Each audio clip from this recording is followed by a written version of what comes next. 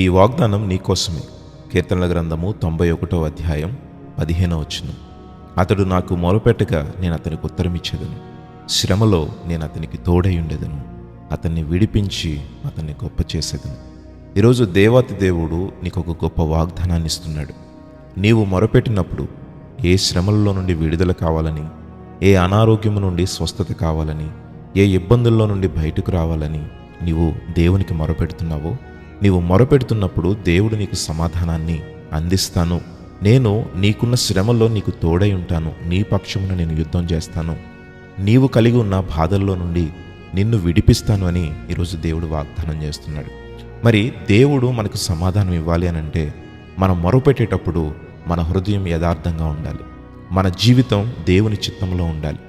మనలో పాపం ఉంచుకొని దేవుని సమాధానం కోసం అడుగుతూ ఉంటే దేవుని యొద్ద నుండి మనకు సమాధానం ఎప్పుడు కూడా రాదు.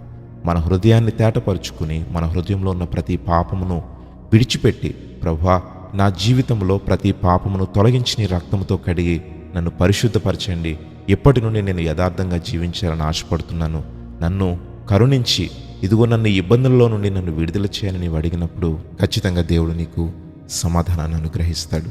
నీవు విడిచిపెట్టిన పాపం వైపు మరలా నీవు తిరిగి చూడకుండా దేవునిలో ఎప్పుడైతే నీవు సాగిపోతావో, దేవుని కొరకు కనిపెడతావో, నిజంగా నీ జీవితం ఆశీర్వదించబడుతుంది.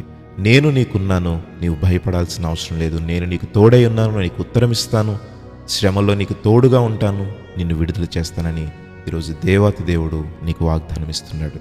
Praise the lord.